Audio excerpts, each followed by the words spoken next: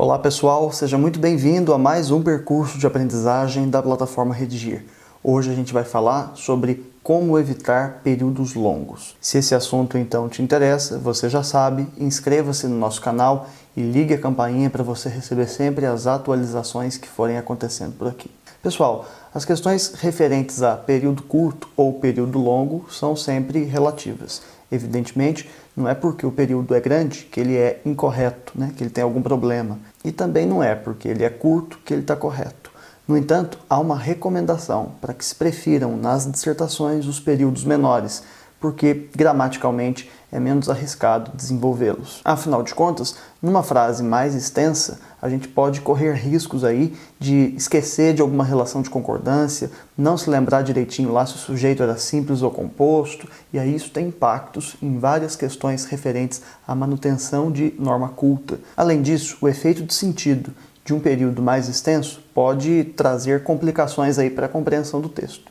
Vamos a um exemplo. Evite frases exageradamente longas, pois estas dificultam a compreensão de ideia contida nelas e, concomitantemente, por conterem mais de uma ideia central, o que nem sempre torna o seu conteúdo acessível, forçando desta forma o pobre leitor a separá-la em seus componentes diversos, de forma a torná-las compreensíveis, o que não deveria ser, afinal de contas, parte do processo da leitura, hábito que devemos estimular através do uso de frases mais curtas. Vocês viram que o efeito dessa frase enorme é muito complicado. A gente não entende direito, cada hora a frase vai tomando uma direção diferente. Na dissertação argumentativa do Enem, é possível observar que a construção dos parágrafos, de modo geral, na média, tem aí aproximadamente 3, 4 períodos. E aí a gente precisará entender essa construção, essa unidade textual, que é o parágrafo, como uma espécie de pequeno texto, dentro do qual haverá introdução, desenvolvimento e conclusão. É possível pensar um parágrafo dentro dessa ordem, segundo a qual, na introdução, haverá a apresentação de uma ideia central. O próximo período, no desenvolvimento desse parágrafo, pode haver uma intertextualidade, uma referência a outra área de conhecimento, mas também uma explicação, uma exemplificação daquilo que se havia apresentado na introdução deste parágrafo. E, finalmente, um terceiro e ou quarto períodos destinados a um comentário final, a uma apreciação crítica dentro dessa unidade textual que é o parágrafo. Então vejam, se a gente entende o parágrafo como um pequeno texto, a gente também pode entender como que é possível dividir as informações dentro de períodos diferentes. Peguei aqui, mais uma vez, exemplos de redações nota 1000 das últimas edições do Enem, só para a gente observar justamente esse aspecto de hoje. Vamos lá. George Orwell, em sua célebre obra 1984, descreve uma distopia na qual os meios de comunicação são controlados e manipulados para garantir a alienação da população frente a um governo totalitário. Entendam, aqui a gente tem justamente o que mesmo? Introdução, apresentação de uma ideia central que constitui a abertura desta redação. Parágrafo introdutório, primeiro período, apresentação de uma ideia principal. Aí vejamos, esse desenvolvimento será realizado por oposição. O autor colocará aqui um entretanto que estabelecerá uma relação então de adversidade com o que ele veio dizendo antes. Entretanto, apesar de se tratar de uma ficção, o livro de George Orwell parece refletir em parte a realidade do século XXI, uma vez que na atualidade usuários da internet são constantemente influenciados por informações previamente selecionadas de acordo com seus próprios dados. Repare, nós até tivemos aqui um período relativamente maior, mas do ponto de vista de sua construção sintática, ele está absolutamente adequado, bem desenvolvido. Nessa segunda etapa, o que aconteceu? Um aprofundamento daquela ideia, trazendo justamente essa relação de adversidade em relação ao que se havia dito antes. Para acabar, reparem, o terceiro e último período deste parágrafo diz: nesse contexto, questões econômicas e sociais devem ser postas em vigor a fim de serem devidamente compreendidas e combatidas. Este parágrafo de introdução de uma dissertação argumentativa está realmente dividido em 3 períodos, o que não é obrigatório, mas funciona muito bem na prática, não é mesmo? Primeiro período, apresentando uma ideia principal. O segundo, aprofundando, desenvolvendo, problematizando, estabelecendo aí uma relação de adversidade com o que se havia dito antes. E, finalmente, o último período, concluindo essa ideia, abrindo margem para a discussão que seria desenvolvida então posteriormente.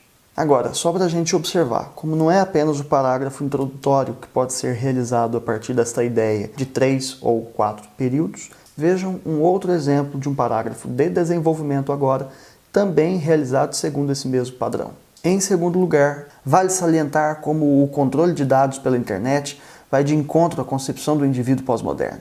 Primeira frase, apresentando aqui uma ideia central do parágrafo. O próximo período pode justamente, entre outros recursos, explicar o que se havia dito ali, aprofundar esta ideia apresentada no primeiro período do parágrafo. Isso porque, de acordo com o filósofo pós-estruturalista Stuart Hall, o sujeito inserido na pós-modernidade é dotado de múltiplas identidades. Vou explicar mais uma vez um terceiro período aí de aprofundamento ainda dessa explicação. Sendo assim, as preferências e ideias das pessoas estão em constante interação, o que não pode ser limitado pela prévia seleção de informações, comerciais, produtos, entre outros. Vejamos como a gente finaliza esse parágrafo exatamente com um comentário crítico, um comentário conclusivo aqui para fechar essas ideias desenvolvidas nos períodos anteriores. Por fim, seria negligente não notar como a tentativa de tais algoritmos de criar universos culturais adequados a um gosto de seu usuário criam uma falsa sensação de livre-arbítrio e tolhe os múltiplos interesses e identidades que um sujeito poderia assumir. Então, reparem como também é possível pensar, para além do parágrafo introdutório, os parágrafos do desenvolvimento aqui elaborados segundo esse mesmo princípio de 3 ou 4 períodos. O que a gente percebe como efeito disso é uma organização das ideias. Primeiro eu apresento, desenvolvo, aprofundo, depois concluo. Funciona, fica muito legal, a ideia fica clara e faça essa revisão dos seus próprios parágrafos de modo a tentar observar se as suas ideias estão devidamente separadas em períodos bem construídos. Isso para a gente não acumular informações e, evidentemente, não acabar comprometendo o sentido do texto. Finalmente, queria também mostrar um parágrafo conclusivo, só para que vocês observem também na conclusão como a gente pode separar esses elementos válidos em períodos diferentes. Tendo em vista a problemática debatida, fica evidente que medidas devem ser tomadas. Ponto final. Repare agora como, depois de termos realizado aqui essa frase introdutória, esse período inicial da conclusão, a gente desenvolverá em outros períodos os elementos válidos necessários à conclusão. Vejamos. Cabe então aos desenvolvedores de sites e de aplicativos a não restrição de informações e a desvinculação de padrões culturais estrangeiros a postagens. Isso deve ser feito por meio de alguma coisa. E então, depois de dizer o que deve ser feito, a ação, eu vou em outro período contar o meio pelo qual isso deve ser desenvolvido.